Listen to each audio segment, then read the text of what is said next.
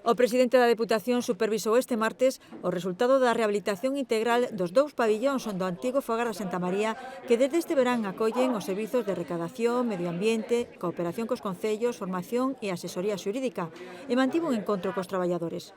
Xosé Tomé, que estivo acompañado de varios deputados, dixo que cas novas instalacións acádanse varios obxectivos.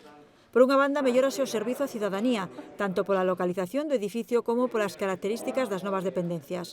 E por outra, tamén se mellora as condicións dos empregados que agora contan cun espazo amplo, luminoso, confortable e deseñado para cumprir cas necesidades administrativas dos diferentes espazos.